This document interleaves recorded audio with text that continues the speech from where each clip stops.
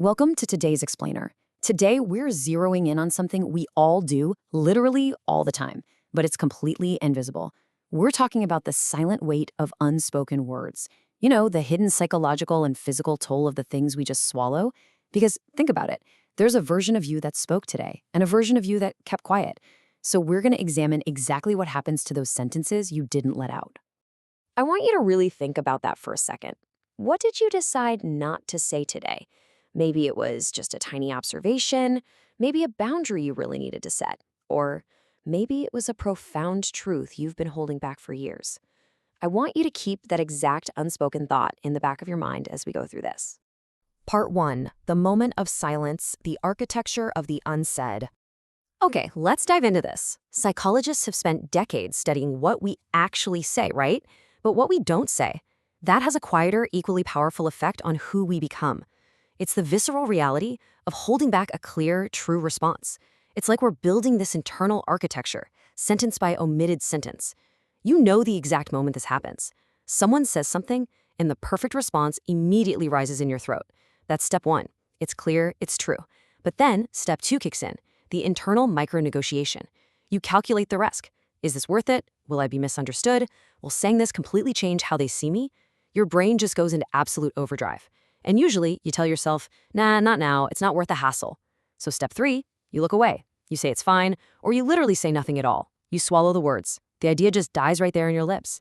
And the conversation just moves on. Everyone else in the room assumes everything is totally normal. But here is what we absolutely need to recognize. That unspoken word doesn't just disappear into thin air. It goes somewhere. It settles inside you.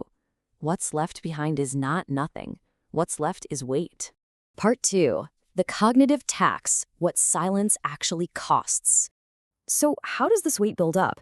Well, this brings us to the actual cost of our silence. We tend to think of silence as neutral, right? Just an absence of action. But the psychological data tells a wildly different story. Repressed speech is definitely not neutral. Staying quiet takes a literal, exhausting toll on our brains. So the crucial point here is the cognitive tax of silence. Research in emotional suppression consistently shows that holding back a feeling doesn't diminish it at all. It actually amplifies it. Studies even show that actively suppressing what you want to say can immediately spike your heart rate and elevate your blood pressure. It's physical energy with literally nowhere to go. So that unsaid sentence, it becomes a mental loop. You replay the conversation in your head, endlessly rehearsing what you should have said. You completely exhaust yourself building these elaborate alternate realities where you actually spoke up and everything went perfectly. That mental labor, that is the cognitive tax you're paying just to stay quiet. But hey, it's not just a tax on your brain. There are steep relational costs too. Every relationship you're in is, at least in part, a relationship with your own silence. Think about it. The things you never told your mother, the daily grievances you swallow at work, the love you decided was just too risky to name out loud. These unspoken words don't just sit quietly inside you. They actively live in the space between you and the exact people you're withholding them from. Part 3. Why we hide words. The deeply human reasons. So, if it costs us this much, why on earth do we keep doing it? The reasons are rarely just, simple cowardice. It's so much more complicated. We use silence as a deeply human defense mechanism. First off, we stay silent to protect others. Sometimes we hide the truth because we genuinely don't want to hurt someone we love. It's an act of care, even though it can turn into a habit of making yourself invisible. Second, we do it to protect ourselves. Vulnerability is a major risk. Handing someone your true feelings is like giving them the exact blueprint of how to wound you. In that scenario, silence is your armor. Third, we stay quiet because we believe it just won't matter. And honestly, this is a particularly devastating form of silence. Why speak your real words if you're entirely convinced the other person isn't even listening? And finally, there's a deeply fascinating reason we hide our words. Sometimes we literally just lack them. Some things are genuinely too difficult to articulate. The absence of language isn't always you actively dodging something. Sometimes it's just an honest acknowledgement that the feeling is way bigger than your available vocabulary. The emotion just outpaces your ability to speak it. Part 4. Your body keeps score, the physical toll.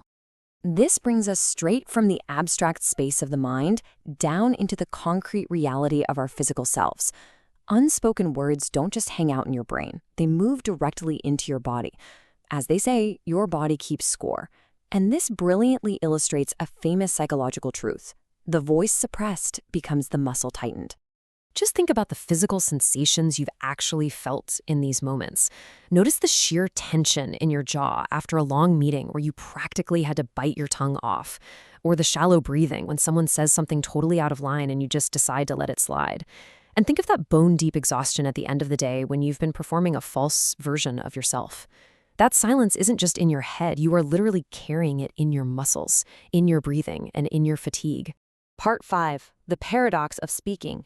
Fear versus reality. So what happens when we actually do the scary thing? When we finally open our mouths and speak? Well, here is the paradox. Most of the sentences we are absolutely terrified to say end up being far less catastrophic than we imagine.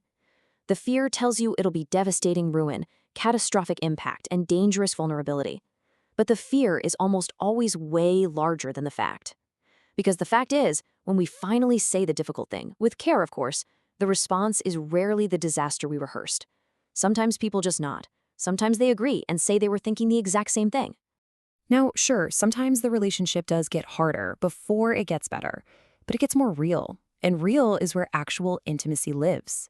The ultimate tragedy of swallowed words is that the silence we hold on to, often to protect a relationship, actually prevents the exact closeness we were hoping to protect in the first place. Now, before we wrap up, a really important caveat here. This is definitely not a free pass to speak recklessly all the time. There is deep, deep wisdom in restraint. Not every single thought deserves to be released into the wild. Some sentences genuinely need to be held back for the right moment. Timing and context matter enormously. But we all know some sentences have already been held way too long. The weight of the unspoken is very real, and it's yours to carry, or whenever you're ready to finally set down. So I invite you to consider this question, no judgment at all, just gentle curiosity. What was the word that rose in your throat today and didn't leave? What would it mean to, someday, let it find its way out? What is one thing you didn't say today that you really wish you had? Thank you so much for joining me for this explainer, and I hope this gives you a completely new perspective on the quiet spaces in your everyday conversations.